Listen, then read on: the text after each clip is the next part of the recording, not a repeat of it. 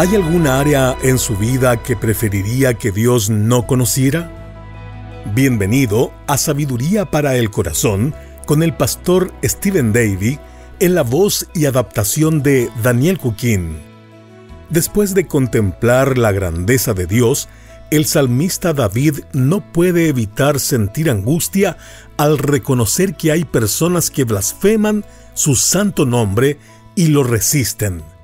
En este cántico, David expresa un celo por la santidad de Dios y a la misma vez un deseo por crecer en santidad al invitar a Dios a que examine su vida en busca de pecados ocultos para confesarlos.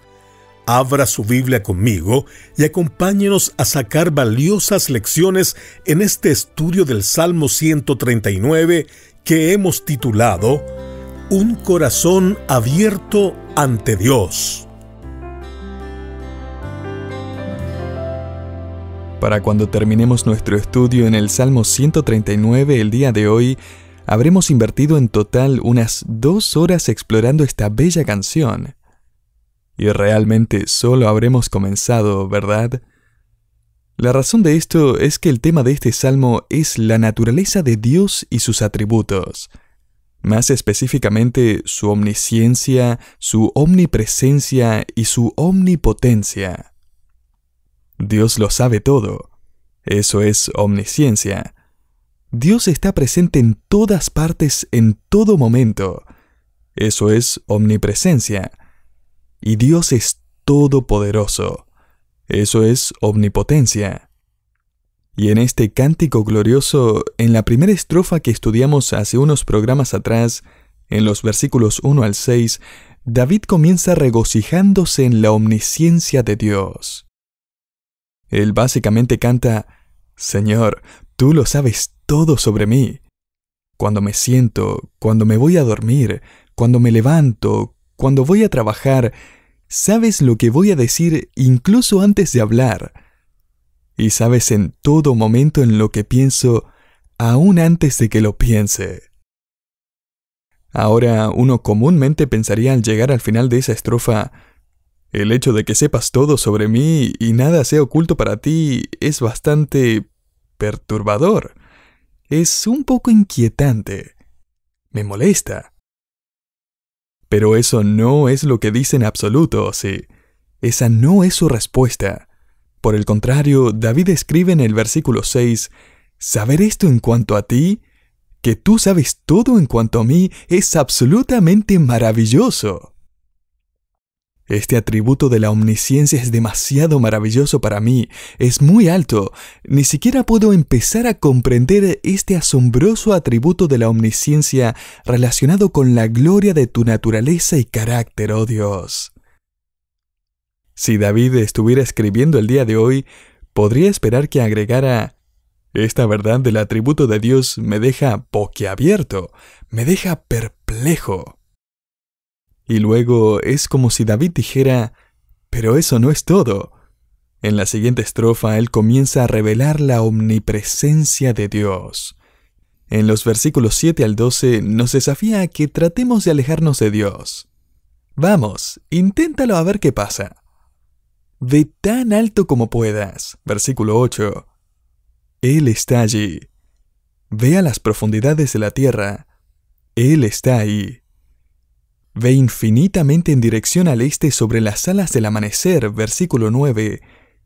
Él está allí esperando cuando llegas. Ve infinitamente en dirección al oeste, más allá del mar. Y usted se encontrará con Dios allí también. Viaje a la oscuridad, versículo 11, y descubra que Dios está presente allí también, y lo ve tan perfectamente en la oscuridad como lo hace en la luz. Dios es omnipresente, está presente en todo lugar. David luego compone una tercera estrofa sobre la omnipotencia de Dios, como si dijera: no has visto nada aún. Y de los versículos 14 al 17, él nos informa que Dios realmente estuvo involucrado diseñándolo, codificando su ADN con el patrón de información a partir del cual usted se convertiría en la persona que es. David escribe que Dios lo creó de manera única. Usted es original, versículo 14. Él lo entretejió, lo bordó cuidadosamente acorde a ese patrón, versículo 15.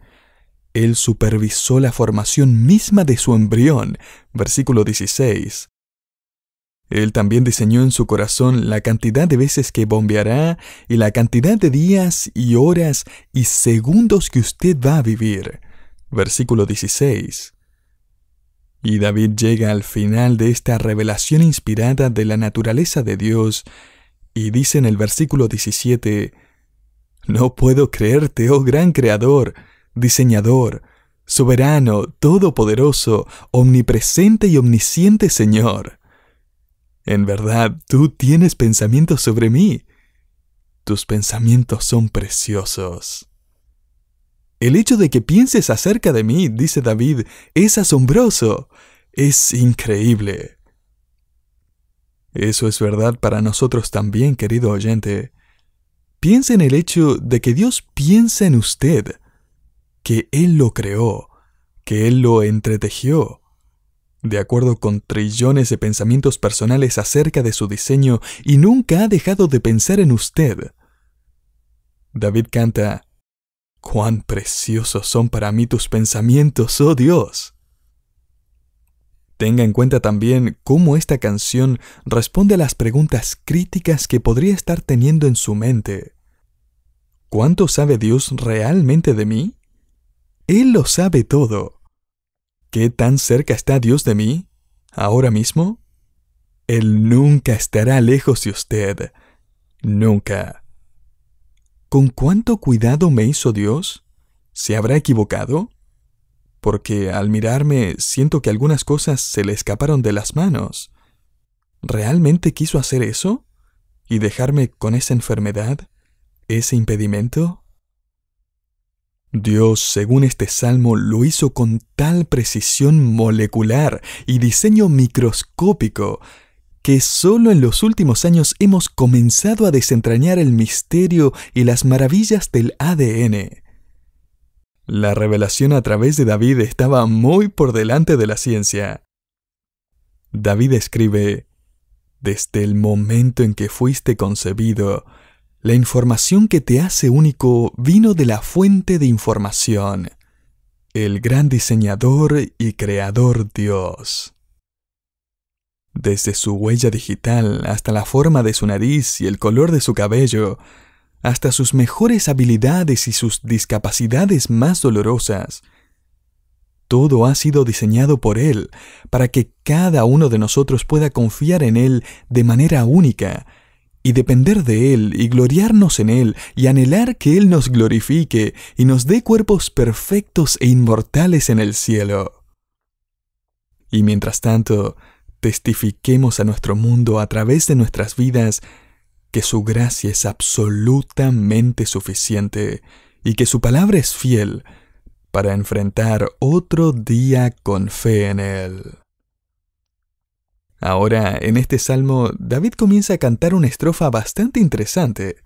Observa el versículo 19. Él dice, «De cierto, oh Dios, harás morir al impío. Apartaos pues de mí, hombres sanguinarios, porque blasfemias dicen ellos contra ti. Tus enemigos toman en vano tu nombre. ¿No odio, Jehová, a los que te aborrecen, y me enardezco contra tus enemigos? Los aborrezco por completo, los tengo por enemigos». Esto es lo que un autor llamó odio santo. ¿Por qué? Ciertamente parece un poco extraño que David empiece a cantar este tipo de cosas justo después de todo lo que acabamos de estudiar.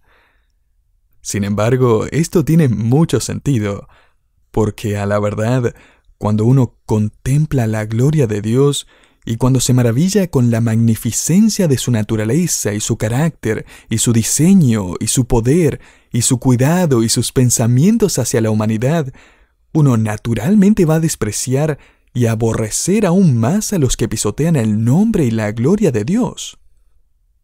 ¿Notó cómo los escribe David en los versículos 19 y 20? Son asesinos impenitentes, son blasfemos maliciosos, se enorgullecen del hecho de que son enemigos de Dios, desafían a Dios de manera intencional y maliciosa. Estos no son ateos pasivos. Estas no son personas que simplemente no les gusta ir a la iglesia. Estas son personas que desprecian y que odian abierta y descaradamente a Dios y al pueblo de Dios. Entonces David básicamente ora: Señor, ¿por qué no los matas ahora? ¿Por qué esperar hasta el juicio final para dar tu veredicto y juzgarlos con justicia y rectitud? ¿Para qué esperar? Hazlo ahora, Señor. Silencia su blasfemia. David, por supuesto, no se toma el asunto en sus propias manos. Es importante entender eso y ver que él confía que Dios, a su tiempo, va a derramar su justicia y su juicio. Pero él ruega por ello, ya que él busca la gloria, la honra y la vindicación de Dios. El versículo 21 proporciona un matiz interesante a la actitud de David. Él escribe: ¿No odio, oh Jehová, a los que te aborrecen y me enardezco contra tus enemigos? Ahora, ¿qué quiere decir David con todo eso? La palabra traducida como me enardezco explica la palabra odio. Es una palabra hebrea que se puede traducir como afligirse o disgustarse. No es entonces un odio ciego en contra del pecador, sino un odio por el pecado al que representan, aplauden y promueven. La actitud de David parece ser algo como: no puedo soportar su pecado, pero a la vez lamento su condición. Charles Spurgeon, comentando sobre este texto, escribe: esto no es tanto una mala disposición en contra de ellos como un dolor en su corazón y tristeza por su incredulidad. Me pareció interesante que la traducción griega del Antiguo Testamento, la Septuaginta, usa la misma palabra en este salmo que Jesucristo usa en el capítulo 3 de Marcos. En el versículo 5 se nos dice que él miró a la multitud incrédula con enojo.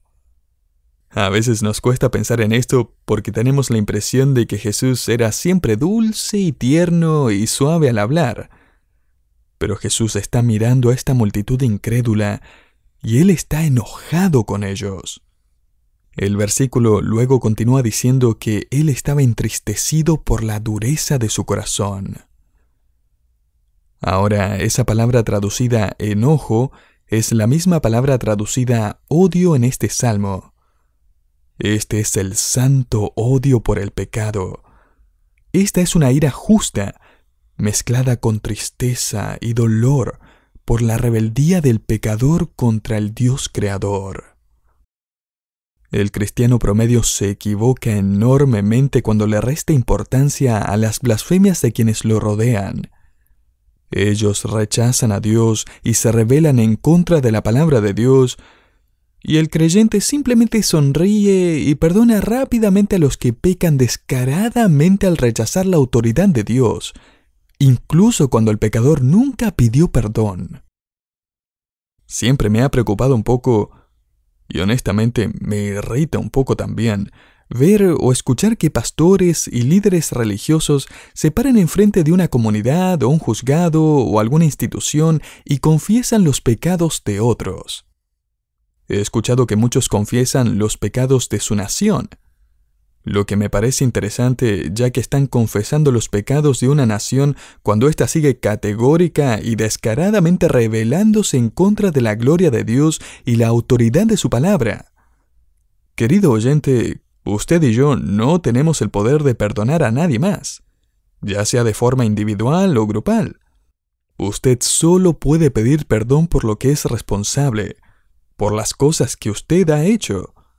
Usted solo puede pedir perdón por su propio pecado. Usted no puede pedir perdón por su nación y menos perdonar a algún grupo de personas. Lo que usted puede hacer es presentarle el Evangelio a su nación. y orar para que cada persona individualmente se arrepienta de su pecado. Ese es nuestro mensaje. David no pide perdón por los pecadores que odian y desafían descaradamente al Señor. Por el contrario, luego de describir el gran poder de Dios y su presencia que todo lo abarca y su conocimiento eterno, total y completo, al reflexionar en lo maravilloso que es el Señor y cuán grande es su amor y cuidado para con nosotros, todo eso lo lleva a tener un odio más grande por el pecado y a sentir aversión y dolor no solo por los pecadores que lo rodean, sino también por su propio pecado.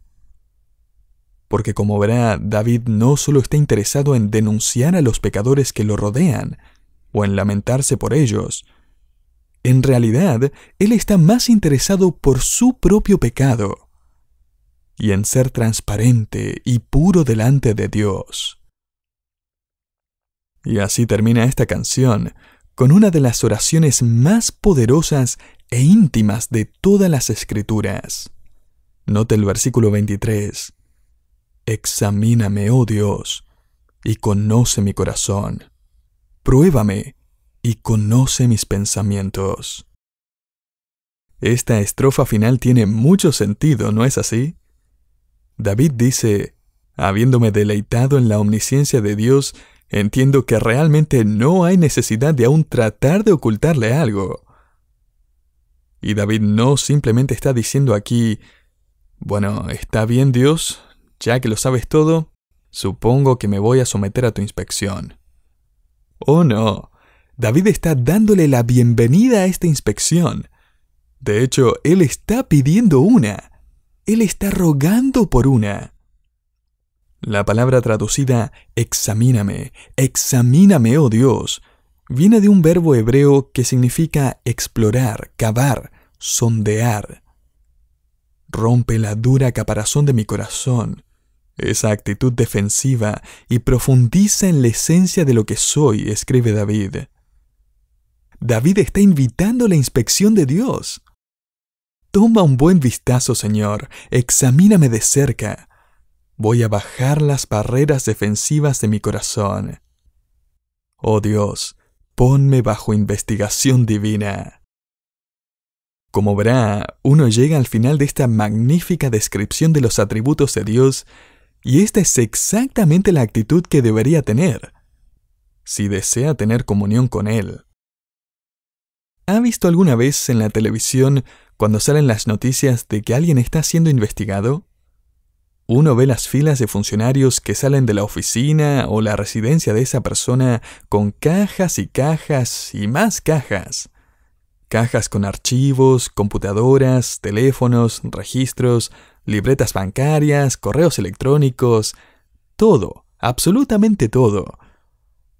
Y esa persona, si es culpable, sin duda está esperando que no encuentren esa caja, o ese recibo, o esa serie de correos electrónicos. ¡Ay, que no miren allí!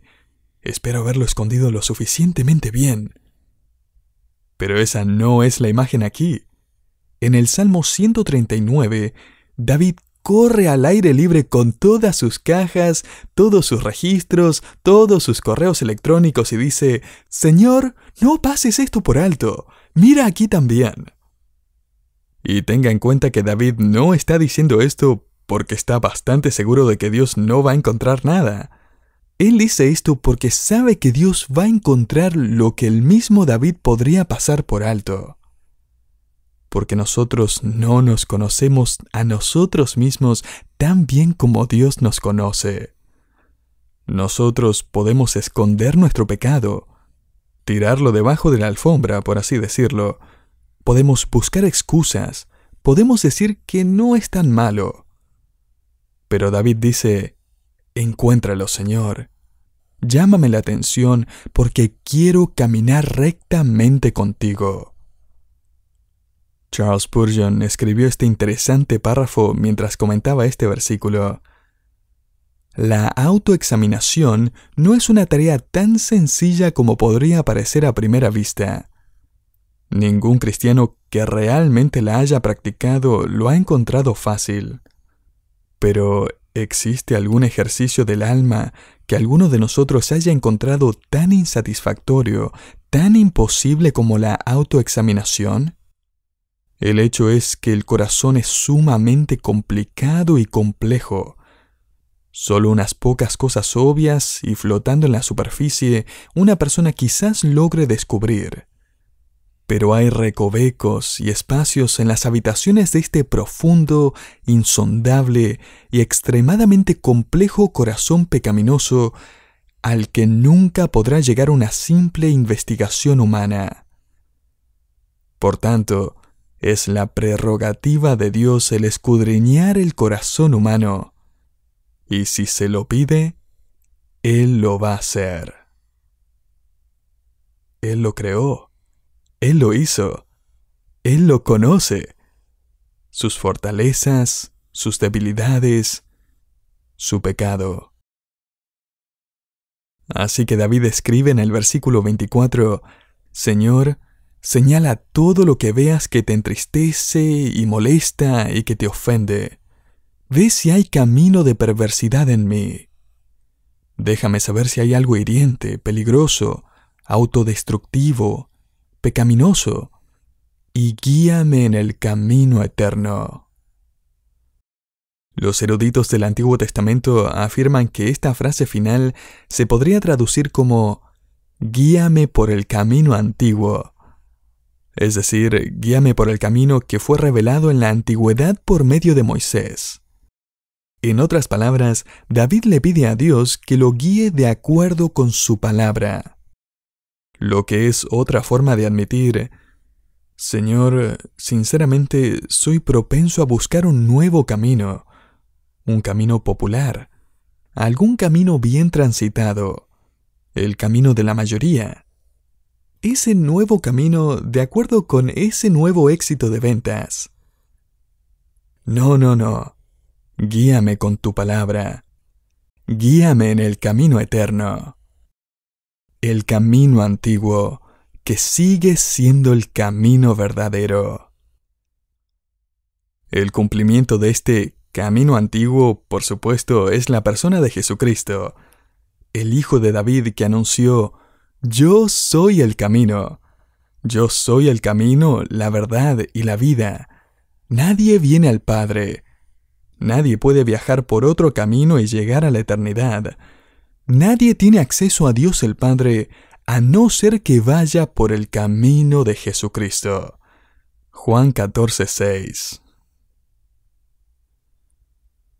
Llegamos entonces al final de esta magnífica descripción de Dios y todos los creyentes somos movidos en nuestro interior a adorarlo y rendirnos ante Él y abrir nuestro corazón delante de Él, quien ya nos conoce aún mejor de lo que nos conocemos a nosotros mismos, y transparentemente le pedimos que nos purifique mientras le seguimos. ¿Por qué? Porque Él nos hizo. Él no solo creó el universo, Él nos entretejió desde que estábamos en el vientre y no éramos más que una diminuta célula. Él lo sabe todo. Él lo inspeccionará profunda y perspicazmente y le revelará lo que necesita confesar mientras camina en comunión con Él hacia su hogar eterno. ¿Qué podemos hacer sino agradecer a este asombroso Dios creador? Agradézcale por su omnipresencia, agradézcale por su omnisciencia, agradézcale por su omnipotencia. Adórelo y alábelo por su grandeza. Una noticia que nunca llegó a los titulares fue cuando el Apolo 11 aterrizó en la superficie de la Luna ese domingo 20 de julio de 1969. La mayoría de nosotros estamos familiarizados con la declaración histórica del astronauta Neil Armstrong. Está en los libros de texto de la escuela. Al pisar la superficie de la Luna, él dijo, un pequeño paso para el hombre, un gran salto para la humanidad. Pero pocos saben lo que sucedió a continuación, porque nunca lo agregaron en los libros de texto. El astronauta Buzz Aldrin había traído a bordo de la nave un pequeño set para tomar la cena del Señor. Envió una transmisión de radio a la Tierra pidiéndole a los oyentes que contemplaran los eventos de ese día y le dieran gracias a Dios. Luego Aldrin abrió su Biblia y leyó Juan 15, en donde Jesucristo dice: «Yo soy la vid, ustedes los pámpanos. El que permanece en mí y yo en él da mucho fruto, porque sin mí nada podéis hacer». En silencio, él dio las gracias y participó. Él quería que la gloria de Dios y el Evangelio de Dios fueran declarados a través del universo, por así decirlo, desde la superficie de la luna. David también quería que la gloria de Dios fuera declarada y que todos alaben al Señor. Este salmo es un tipo de canción que cuando ha terminado, uno no puede hacer nada más que inclinar la cabeza y adorar a Dios, ya que esta verdad lo glorifica a Él y nos humilla a nosotros, pero al mismo tiempo nos anima, nos tranquiliza y nos purifica. Y finalmente, apunta a la perfecta comunión que un día tendremos con Dios, el diseñador de la vida, y en última instancia, el dador de la vida eterna. Piense en esto, le diría David.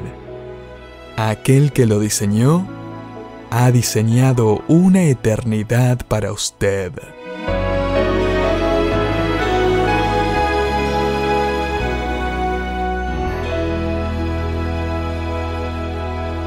Cuando el corazón se llena de dolor al ver la maldad en el mundo, la mejor respuesta es la que tuvo David: rendirse completamente ante Dios. Gracias por acompañarnos en este episodio de Sabiduría para el Corazón, un programa de sabiduría internacional. Este mensaje se tituló Un corazón abierto ante Dios y forma parte de la serie de estudios de los Salmos, El Cancionero de Israel. Desde el año 2001, Sabiduría Internacional ha compartido el ministerio de enseñanza bíblica del pastor Stephen Davey, quien con pasión y claridad ayuda a las personas a conocer a Dios, desarrollar una perspectiva bíblica y vivir con sabiduría. Para conocer más sobre el ministerio y nuestra misión, visite nuestra página web sabiduriaespanol.org. Le esperamos en nuestro próximo programa. Que Dios le bendiga.